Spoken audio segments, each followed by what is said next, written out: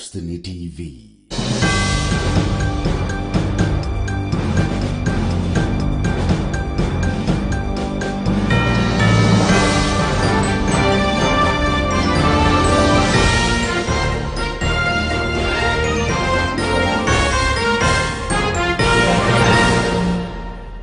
Very good evening and warm welcome to Destiny Television News, exactly 8:33 p.m. I am Lincoln Wambugu and these are the top stories. Meru County Governor Kiraito Murungi has dispatched funds meant for construction of ECDE and Vocational Training Institutes classrooms.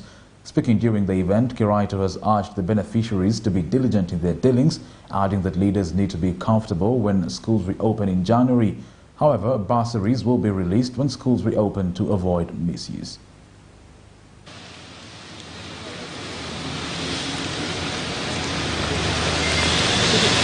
Tena kwa sababu ya elimu ya watoto wetu. We are here to promote both ECD and our VCT, VTC centers. And tuna maneno mengi ya kusema because our story is simple. Ni kuinua Meru. We want to make Meru great. And education is a critical pillar for making Meru great. Without our children going to school, without people getting empowered through skills, there is no way this country can be great. So I really want to appreciate our our Department of Education and Technology. They have performed very well. You have seen us rewarding them. Why are we giving this money now when both the ECD and the VTCs are closed? Corona has affected us in a very big way. It has really and a very disastrous effect in the entire education sector. I think it's the most hand hit, all the way from ECDs, primary schools, secondary schools, and the universities. And I know there's been very serious national debate when they should be opened. There was a strong feeling that they should all be opened by September this year because we thought COVID would have plateaued by that time. But unfortunately, our COVID figures are going up every day. And you know, that target of September and also to change. Sasa wamesema ni January. So indeed, when this date was fixed, we were thinking that you are going to open in September. But it is still okay. Because even when you open in January, we want you to be ready. So I'll move very quickly. We are going to organize our cabinet meeting so that we can confirm the appointment of the new management boards for our VTCs so that this money can start being used. And once it is used, we expect by the time the students come back in January, then you have obeyed all the public health protocols. Because COVID is going to change our culture in a very, very serious way. I don't think we'll ever go back completely to where we were before, so that even the arrangements in the classrooms, I think the distancing is going to continue, you know, in the future. So he passed it to me with bearing in mind the COVID protocols which have been set out by the Ministry of Health. Sir, today we are going to have checkies given to the polytechnics. And we are saying the bursaries that you give the polytechnics, we shall not allow them to use it until the students return to school, when we are given the guidelines on how the opening will be done. We are also going to move around checking the project. This project will be supervised seriously. And I want to assure our Deputy Governor in the next 6 weeks, we should be able to give you a report of the completion of the classes.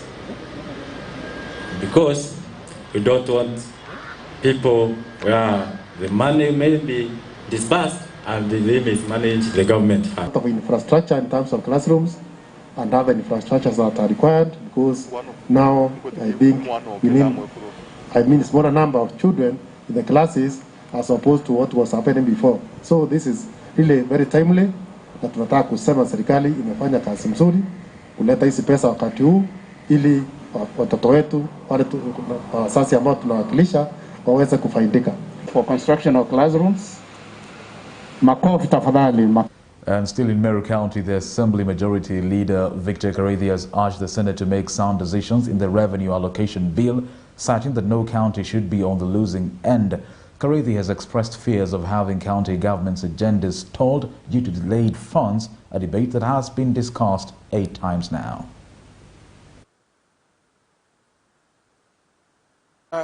Pia ningeomba viongozi wetu wa kule Senate waweze kushirikiana. Wamekaa chini kwa vikao 8 sasa. Tunaambiwa kwamba wanapanga kukutana tena mara ya 9.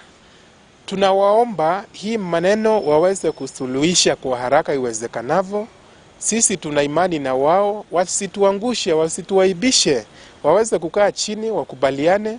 Ile maneno ya 1 man, 1 vote, 1 shilling tunakubaliana naye, lakini hata kama tunakubaliana naye, hatutaki kaunti zingine ziumie, kwa sababu kuna counties walikuwa wamepanga mipangilio ya miaka 5.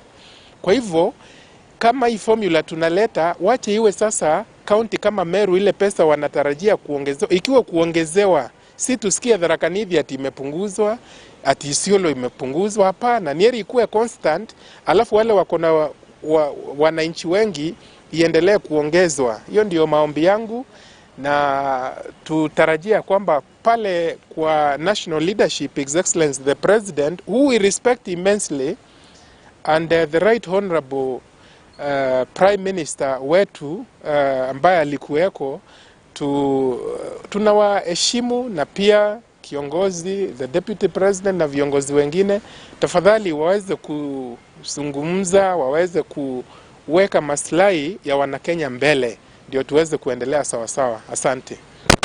Tuna kazi nyingi ambayo iko mbele yetu, na ifikapo mwaka wa 2022 hakuna yule ambaye atakumbuka chairman wa committee alikuwa nani, leader of majority ni nani, deputy speaker ama speaker. Watu watakukumbuka maneno ya barabara, maneno ya visima, madarasa na kadhalika. Kwa hivyo sisi tutaendelea kushirikiana, kwa sababu siasa si uadui. Moving on, the Anglican Church of Kenya Bishop Professor David Cordier has opposed a proposal by the Ministry of Health on community learning for children at home. Cordier has also asked the government to minimize or completely stop coronavirus briefings, saying it's causing panic among Kenyans. It has increased fear and stigmatization amongst Kenyans. The trauma caused by daily briefs and intensive media coverage has had a devastating psychological effect on our people. Emergence of the new normal. This takes into consideration the fact that we are in new dispensation, and that all retrogressive culture that perpetuates lavish spending at funerals must be discouraged. How do you just gather children, put them under a tree, you don't know who is going to handle them, you don't know the formalities is going to take. There are no mechanisms in place. First of all, let them come up with a blueprint of how to address that issue. Instead of saying, release your children, we listen to wishful thinking. I think sometimes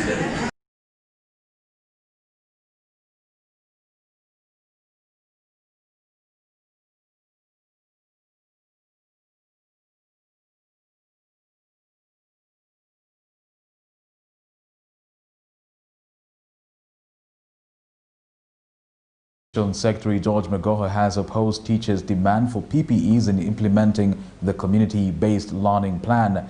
Teachers employed by the TSC have been asked to report to offices at their homes in order to register for the program.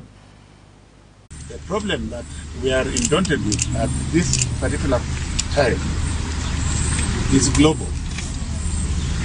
It is global to an extent that we have a novel virus whose behavior nobody understands. And therefore, the wisdom of the Kenyan education stakeholders, which included everybody, including the honorable members of parliament, the committee chaired by Honorable Julius Meli, the committee which was chaired by Honorable Julius Meli. Yes. The point I'm trying to say here is that whatever that committee did does not become null and void when you change the leadership. Yeah. When you change the leadership, it does not become null and void. They were thoroughly consulted and briefed, all the unions concerned and all other stakeholders. And after that consultation, we consulted further. And I was empowered to make the decision that we close our institutions. Nobody is happy about closing the institutions. Let us for one moment not forget that if you as members of Fourth Estate are being fair, in the US, for example, where they have kind of opened schools, 100,000 children, school children, have already caught the virus. And going by the percentages, maybe between 500 and 1,000 will die. The US is a very stable economy with a lot of money. Why is everybody thinking that perhaps the government who brought corona and does not care about its children? We love our children. And those children are at home because we have all agreed that they remain there. Secondly, turning around and twisting the concept of community teaching is most regrettable. Community teaching was meant to teach those children in the locality where they live, with a teacher who lives among them. And I'm now hearing a lot of hot air. If you live in a group of buildings which is gated, that has about 30 children, and there's one teacher there, why are you saying you need PPEs? If you don't want to teach the children, then don't bother. The children belong to you. It's as simple as that. And this concept, which is a very noble concept, was brought up in order to engage our children. So you may be thinking that you are supplying information, but you are actually supplying disinformation. On other stories, the Ministry of Health has announced 580 more cases of COVID-19 in Kenya after testing 5,458 samples in 24 hours, raising the caseload to 29,334. Chief Administrative Secretary Mercy Mongangi also announced 5 more deaths, raising the total to 465, and 198 more recoveries, raising the total to 15,298. People who have tested positive for the virus from a total sample of 5,458, all tested within the last 24 hours. This brings now to total the number of positive cases in the country to 29,334. From our cases today, 530 are Kenyans, whereas 50 are foreigners. 336 of them are male, while 244 of them are female. The youngest is a 1-year-old baby, and the oldest is 92. 175, Kiambu 53, Machakos 23, Busia 17, Mombasa 15, Nakuru 15, Kajiado 14, Kisumu 12, Lamu 10, Nyeri 7, Laikipia 3, Baringo 2, Kisii 2, Turkana 2, Vihiga 2, Garissa 1, Bungoma 1, Murang'a 1, Nyandarua 1, Siaya 1, and Trans Nzoia 1. We have provided a distribution with regards to the sub-counties from each county, and this will be availed in the statement. Today, we are delighted to report that we have 198 patients who have recovered from the disease, and from this number, 119 are from the home-based care program, whereas 79 have been discharged from various hospitals. And this therefore brings the total number of recoveries in the country to 15,298. And we continue to appreciate our healthcare workers for their excellent work done. Unfortunately, however, we've lost 5 patients to the disease, bringing our fatality count to 465. And our heartfelt condolences to their families and friends. Well, that story wraps up our news broadcast tonight. Many thanks for watching. I am Lincoln Wambugu. Have a lovely weekend ahead. Good evening.